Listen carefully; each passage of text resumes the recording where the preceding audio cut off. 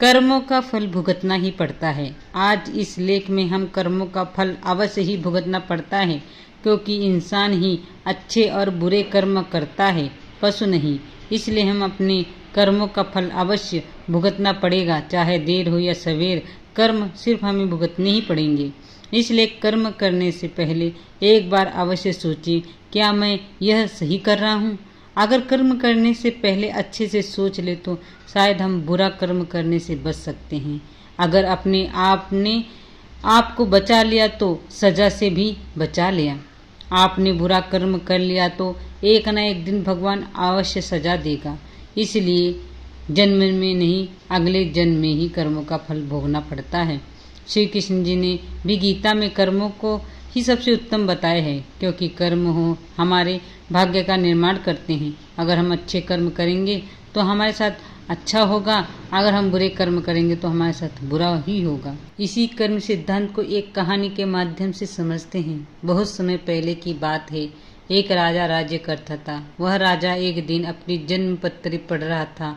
पढ़ते पढ़ते उस राजा को ख्याल आया कि जिस समय मेरा जन्म हुआ होगा उस समय कितने मनुष्यों का जन्म होगा, लेकिन वह सभी मेरी तरह राजा क्यों नहीं बने। राजा हर दिन हर समय इसी प्रश्न का उत्तर ढूंढने में लगे रहते हैं, लेकिन उन्हें इसका उत्तर नहीं मिल पाता। अपने प्रश्न का उत्तर पाने के लिए राजा अपने राज्य में बड़े से बड़े बुद्धिमान व्यक्ति को बुलाते हैं। राज्य में सभी बुद्धिमान व्यक्ति एकत्रित होते हैं।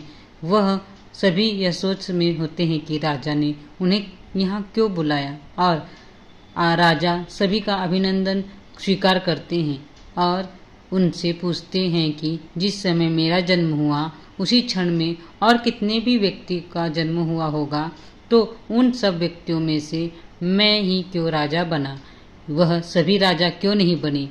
सभी महान बुद्धिमान इस प्रश्न के लिए गहन सोच विचार करने लगे।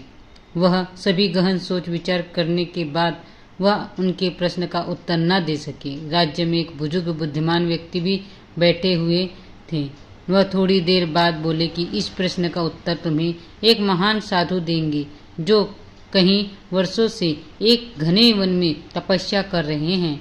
यह सुनकर राजा अगले दिन अपने सैनिकों के साथ उस जंगल की ओर निकल पड़ा। कुछ दूर पहुंचते ही राजा को वहां एक छोटी सी कुटिया दिखाई दी। जब राजा उस कुटिया के पास पहुंचा तो उसने देखा कि एक साधु वहां बैठा आग के अंगारे खा रहा है। यह देखकर राजा चकित रह गया। राजा ने हिम्मत करके उनसे कहा कि हे साधु, मैं आपको प्रणामकारी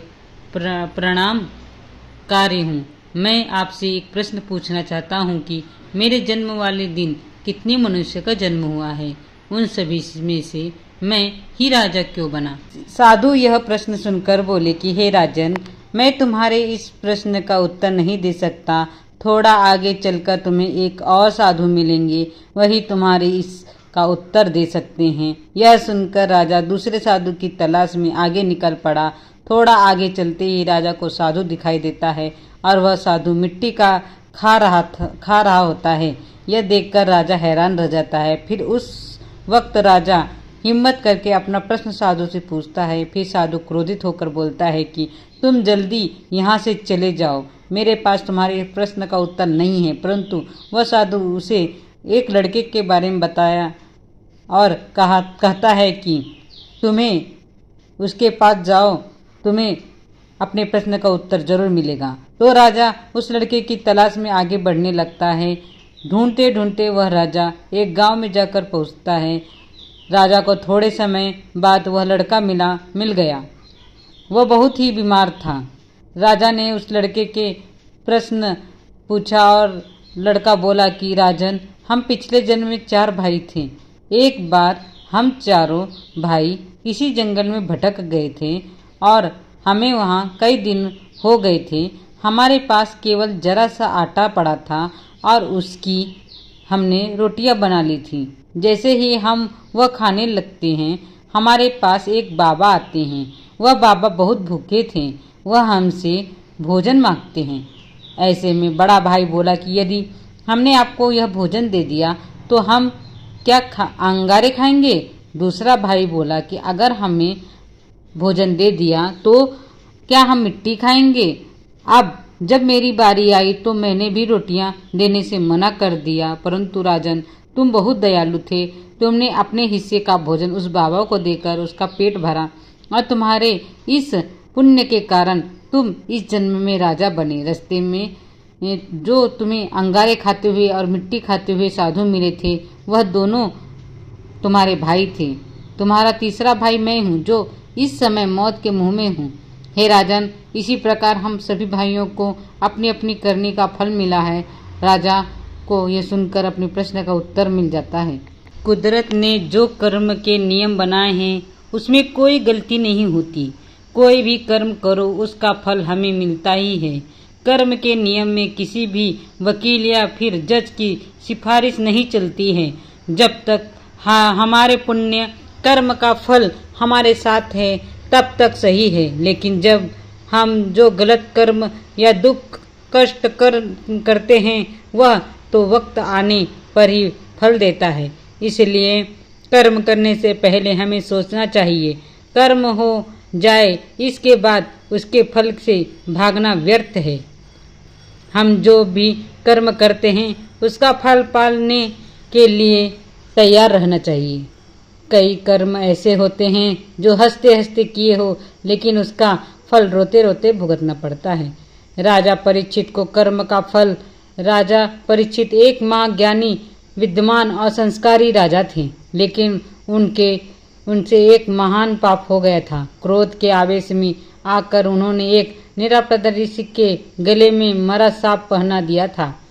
राजा घर आए, शांत होते ही उनको उनके दुष्कृत्य का एहसास हुआ और पछतावा कर कहने लगे कि मुझसे कितना भयंकर कर्म हो गया।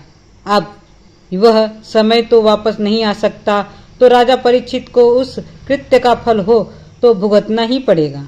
परीक्षित एक बड़े राजा थे। उन्होंने अपनी सत्ता का कभी भी दुरुपयोग नहीं किया था।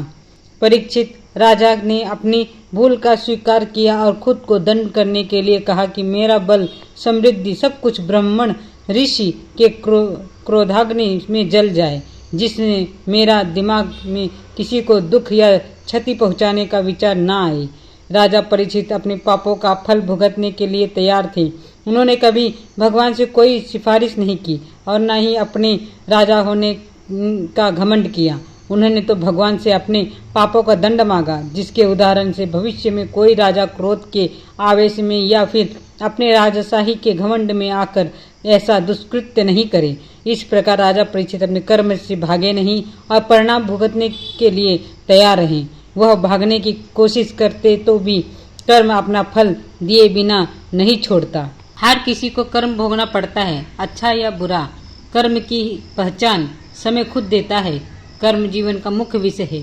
शब्दों का हेर फेर भले ही पकड़ नहीं आता है, पर सच में हर कोई कर्म से पहचाना जाता है। कर्म का सब खेल है, यह लौट कर तो आएगा। जो आज तुझे रुला रहा कल कोई और उसे रुलाएगा। अपना समय यह सोचकर बर्बाद न करो कि दूसरों ने तुम्हारे साथ क्या बुरा किया। तुम्हारी जगह कर्म को उनको जवाब देने दो। दिमाग वही करना चाहता है जो उसे पसंद है, लेकिन जो भी जीवन में अपने दिमाग की पसंद और सुविधाओं से चलता है वह कभी कुछ हासिल नहीं कर पाता। यही आत्मानुसार अनुशासन की अहमियत समझ आती है। आपके दिमाग में लक्ष्य स्पष्ट होना चाहिए। जब आप खुद काम करने की कोशिश करते हैं उस दिन से आप अपने आसपास सभी के लिए प्रेरणा स्रोत बन जाते हैं। कामयाबी कड़ी मेहनत के बाद भी न मिले तो हौसला टूटने मत देना, क्योंकि आपकी कामयाबी सिर्फ आपकी नहीं, आपसे जुड़े कई लोगों की जिंदगी बदल देगी। जब मिली हर एक कोशिश में तो दोबारा प्रयास नहीं कर रहे हो, मंजिल तो आपके इंतजार में है, बस आप ही पहुंचाने में देर कर रहे हो।